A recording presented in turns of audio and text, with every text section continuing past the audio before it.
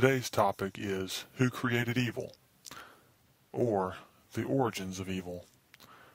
This will likely be a multi-part series since this is a very deep, complex subject. Also, everyone has their own preconceived notions as to who created evil. But I think as we go through the series, I will give you a great deal to ponder.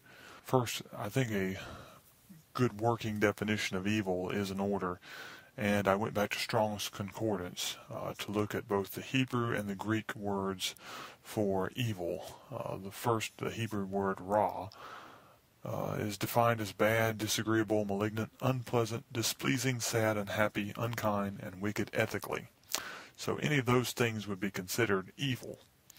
The Greek word poneros, full of labors, annoyances, hardships, bringing toils, perils, or a time full of peril to Christian faith and steadfastness, causing pain and trouble.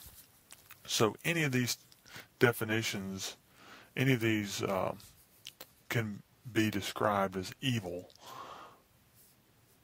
under the definitions provided by Strong's Concordance. Now, the major question is, who created evil? Well, first, did God create evil? And in the traditional Christian world, absolutely not. God cannot create evil. He is not evil. He cannot bring about evil. This is Satan. God created Satan as this perfect archangel, and Satan is the one now willfully committing evil on mankind. So the first is usually rejected by the traditional Christian theology. Did Satan willfully fall from a perfect state of goodness and become evil on his own, dispensing evil unilaterally in the world today against God's desire? This would likely be what the modern church, most church members would agree with if you asked them this question on the street, that God would like to be rid of Satan, but he has to wait for the right time for enough people to accept Christ, give them enough chances before he does away with Satan. The answer to this question, whether it was God or Satan who created evil, I think will come as a surprise when we look at the verses that deal with this subject. And here are the first of several verses. One of the most important verses is Isaiah 45:7. Let's take a look at that verse.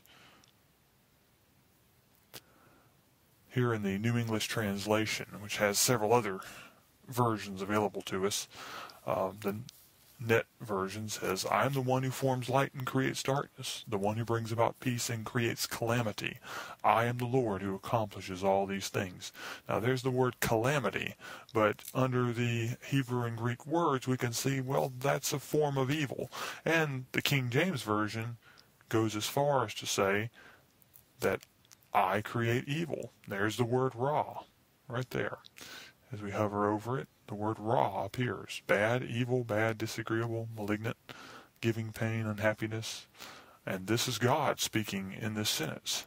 The second verse is Lamentations 3:38. This verse says, Is it not from the mouth of the Most High that everything comes, both calamity and blessing? There's the word calamity. Once again, under the definition from Strong's Concordance, this can be concluded as being evil. And here's another version. Do not evil and good come from the mouth of the Most High? Let's look at the third verse. Ecclesiastes 1:13. This verse says, I decided to carefully and thoroughly examine all that has been accomplished on earth. I concluded, God has given people a burdensome task that keeps them occupied. A burden, under the Greek word poneros, this is an evil. If you explore the other verses, it talks about heavy burden God has laid upon men.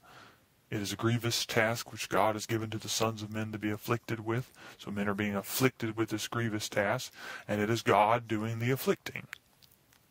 Once again, a form of evil. Isaiah 63:17. Why, Lord, do you make us stray from your ways, and make our minds stubborn, so that we do not obey you? Return for the sake of your servants, the tribes of your inheritance. In this verse, it is God who's making us stray from our ways, who makes our minds stubborn, so that we do not obey. God is actively preventing us from following Him and obeying Him. Very unusual. Job 2:10.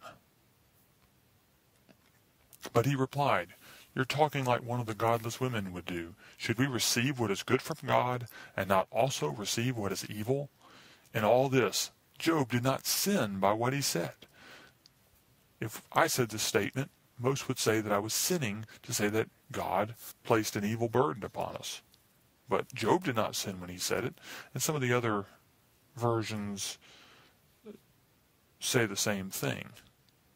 Shall we accept good from God and not trouble, as in the NIV version? Shall we indeed accept good from God and not accept adversity, from the New American Standard? 2 Thessalonians 2:11. I'll deal with this in the next slide. But if you look at all these verses, the answer is God created evil. And once again, if suspend disbelief for a moment.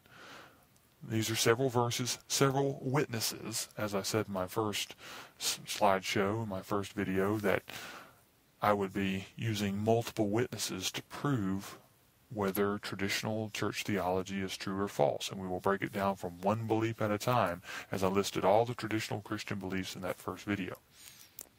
Exploring further, does God commit evil? Does He lie now? We're saying God created evil, but actually does He commit evil Himself, and does He lie Himself? Let's look at 2 Thessalonians 2:11.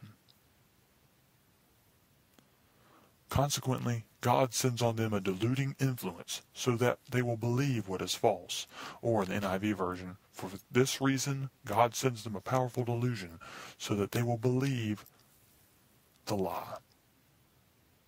But notice that didn't say that God lies. It just said He will put on them a powerful delusion so that they will believe the lie. Hebrews 6:18. This verse says that it is impossible for God to lie. Hebrews 6:18. Now, God does not lie and He does not commit evil, but He created evil.